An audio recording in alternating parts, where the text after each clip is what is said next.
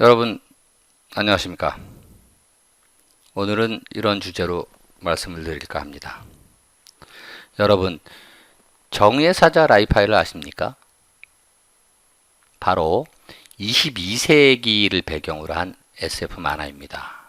라이파이는 지구 정복을 노리는 악당들과 맞서 싸우는 슈퍼 히어로의 이름입니다. 이런 시대를 앞서간 첨단 무기, 과학 장비 등이 많이 등장하죠. 우주비행선, 로켓벨트, 홀로그램, 무선연락기 등입니다. 그리고 무엇보다 중요한 주인공 라이파이의 두건과 가슴에는 선명한 한글 리을자 마크가 들어가 있습니다. 아울러 태백산의 비밀 요새, 제트호 등 친숙한 우리말들이 많이 등장하지요. 이 라이파이는 1950년 말, 그야말로 힘들었던 시절이었죠. 이 시절에 바로 우리 청소년들에게 꿈과 용기를 심어줬던 대한민국 토종 공상과학 만화가 되겠습니다. 라이파이는 경랑의 시기, 꿈과 상상, 그리고 희망과 도전, 과학의 힘과 과학하는 자세의 중요성을 알려줬습니다. 바로 이런 만화 시리즈가 되겠는데요. 1959년에서 62년, 3년간 총 4부 32권이 출간됩니다. 이러한 제목의 편성이 되겠고요. 1959년에서 62년이라고 하면은요, 자유당 시절, 대한민국 동란 이후의 자유당 시절, 그리고 이공화국, 그리고 5.16 군사혁명으로 이어지는 정말 어두웠던 시기였지요. 그럼에도 불구하고 이 라이파이 시리즈는 주인공이 지구는 물론 우주에서까지 활약을 하는 히어로의 이야기가 들어있습니다. 그야말로 총체적인 사회 혼란이었습니다만, 그럼에도 불구하고 우리의 주인공이 인류를 구원하는 슈퍼 히어로가 되는 거죠. 그의 활약 무대는 5대양 6대주도 모자라서 달, 화성, 혹성, 우주에까지 펼쳐집니다. 그리고 마하, 신물질, 신무기, 로봇, 우주선 등의 과학적 전개가 듬뿍 나오는데요. 이 얘기는 바로 당대 청소년들의 상상력을 자극하면서 토종 SF의 신기원을 기록하게 됩니다. 이런 부분들이 등장인물이고 주인공이고요. 또한 제비호이고, 이 디자인들은 약간 현대화시킨 디자인이라고 보시면 되겠습니다. 제비호, 항공모선, 그리고 주인공이 허리에 차고 하늘을 나르는 로켓벨트, 지금의 스마트폰 무전기 같은 무선 연락기고요. 강철 로봇도 등장을 합니다. 이런 60년 전 라이파이를 만든 사람은 누구였을까요? 바로 김산호 작가입니다. 본명은 김철수 씨고요. 1939년 만주에서 태어납니다. 그리고 중학 시절에 극장 간판을 제작할 정도의 그림 실력이 뛰어났다고 해요. 서라벌 예대를 졸업을 한 사람입니다. 그의 호는 만몽입니다. 만은 특이하게 절만자를 가지고 있습니다만, 만 가지의 꿈이라는 중의적 의미도 갖고 있습니다. 그리고 1957년 18살 때 독립투사의 이야기 황혼의 빛난 별로 데뷔를 합니다.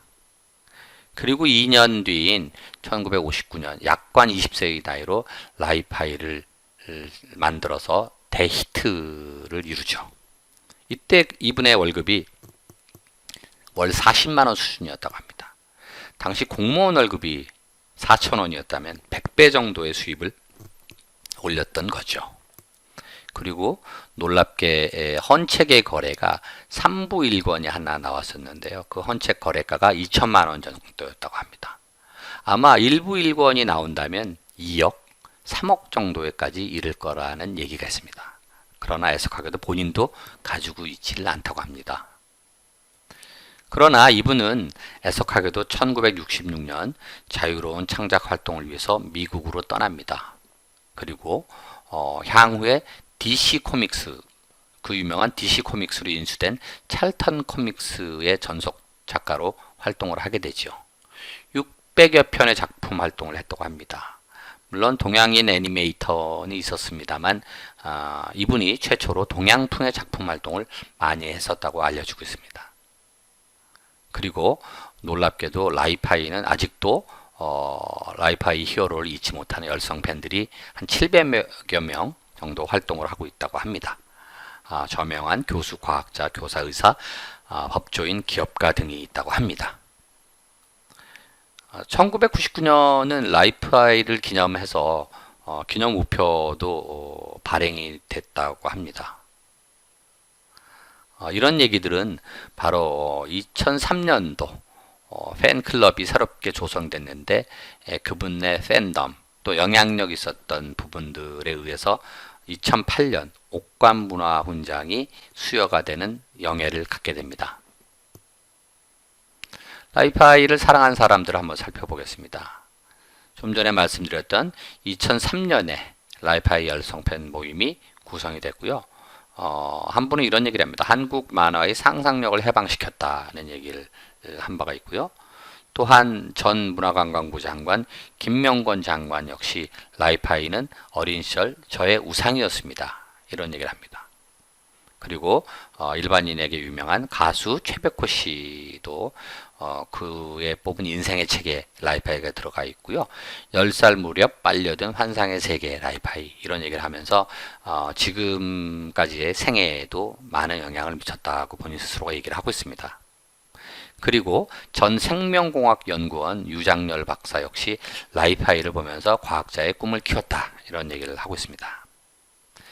1960년대 초 라이파이 시리즈에 빠진 많은 청소년들이 어두웠던 시대상에서 벗어나 꿈과 상상 그리고 과학과 미래를 생각할 수 있는 계기를 갖게 되었던 거죠. 자, 그리고 라이파이를 보고 꿈을 키운 또 한 사람을 소개해 드리겠습니다. 그는 어린 시절 제 꿈은 박사란 얘기를 했습니다. 그리고 라이파이의 영향이 컸다고 얘기를 합니다. 지금의 슈퍼맨, 배트맨과 비슷했다고 말씀을 하고 있습니다. 하지만 주인공 라이파이보다는 윤 박사의 더 매력이 끌렸다고 얘기합니다. 왜냐하면 라이파이가 필요로 하는 모든 무기, 제트기, 비행성 등을 척척 만들어준다고 합니다. 그래서 스탠퍼드대로 유학을 가서 박사가 되었다고 합니다. 그러나 전도 유망한 교수의 꿈을 접고 기업으로 옮겨오게 됩니다. 그 배경에는 그냥 단순하게 이론과 공부를 하는 게 아니고 무언가 만들겠다라는 어린 꿈, 라이파이를 보고 윤 박사를 보고 생각했던 그 꿈을 실현하기 위해서였겠지요. 이분은 바로 초격차의 저자로도 유명한 삼성전자의 권오현 회장입니다. 그리고 그분의 책에는 바로 이런 내용들이 담겨 있지요.